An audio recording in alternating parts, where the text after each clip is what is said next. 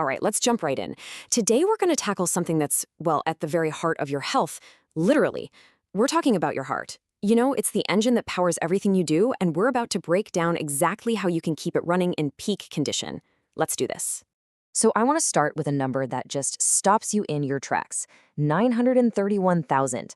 That's not a typo. That's how many people in the US died from cardiovascular disease in a single year. It's a massive number, but honestly, seeing the scale of the problem is the very first step to fixing it. And this right here really says it all. We're not talking about just one of many health issues. Nope. This is the #1 cause of death. It takes more lives than cancer, more than anything else. But, and this is the most important part, the huge majority of these heart problems are preventable. That means what you know and what you do can literally rewrite your future. Okay, so how do we get from problem to prevention? Well, it all starts with understanding what's going on inside our bodies and, more importantly, what we can actually do about it. So let's break this whole thing down into a super clear, actionable game plan you can start using, like, right now. First things first, the absolute foundation of good heart health is knowing your numbers. The American Heart Association has basically boiled it down to 4 key factors that give you a pretty amazing snapshot of what's going on with your cardiovascular system. Let's start with blood pressure. Just think of your body as having a bunch of plumbing, right? Blood pressure is the force of the water, or blood, pushing through those pipes. When that pressure gets too high, it starts to wear down the pipes and puts a ton of strain on the pump, which is your heart. And the really sneaky thing? High blood pressure is often called the silent killer, because you usually don't feel any symptoms. That's why getting it checked regularly is just so important. Next up, cholesterol. Now, your body needs a little bit of this stuff, but too much of the bad kind is a huge problem. It leads to plaque buildup, which is kind of like sludge building up and clogging those pipes we just talked about. As the pipes get narrower, it's way harder for blood to get through, and that's what can lead to a heart attack or a stroke. And then we have blood sugar. This is basically your body's main source of energy. It's fuel. But when you've got too much sugar hanging out in your blood all the time, it can lead to diabetes. And diabetes is incredibly damaging to your blood vessels over the long haul, which makes heart disease a much bigger risk. And finally, let's talk body weight, which we often measure using BMI.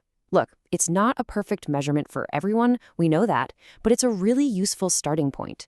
Carrying extra weight, especially if your BMI hits 30 or more, puts a direct strain on your heart and is tied super closely to those other risk factors like high blood pressure and diabetes.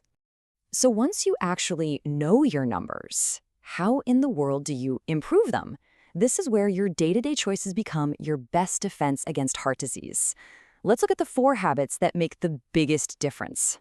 For years, the American Heart Association has talked about the same core habits. But not too long ago, based on a ton of new science, they actually added a brand new, super critical piece to the puzzle. Any ideas what it might be? Yep, you guessed it, sleep. It turns out that getting enough good, quality sleep, which is about 7 to 9 hours for most of us adults, is absolutely essential. Not getting enough sleep can mess with your blood pressure, your weight, and even your risk for type 2 diabetes. Seriously, it's not some luxury you can skip. It's a biological must-have for a healthy heart. So here they are, the 4 pillars that all work together to protect you. Number 1, eat better. And we're not talking about some crazy fad diet, just an overall healthy eating pattern. Number 2, be more active. You're aiming for about 2.5 hours of moderate activity a week. That could be walking fast, riding a bike, anything that gets you moving. 3 is a big one, and it's non-negotiable. Quit tobacco. All of it.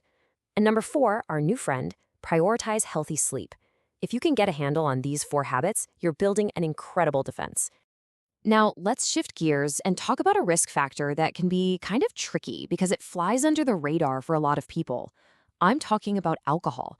You know, we hear a lot about a glass of wine being good for you, but the line between moderate and harmful might be thinner than you think. So, what's the official word? Well, for women, moderate drinking means up to 1 drink per day. For men, it's up to 2. Anything more than that, especially if it's a regular thing, starts to creep into the heavy drinking zone, and that's where the real trouble for your heart can start.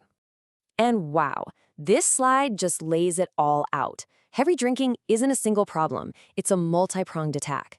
It directly jacks up your blood pressure, it can physically weaken your heart muscle, and it can even trigger scary, irregular heartbeats.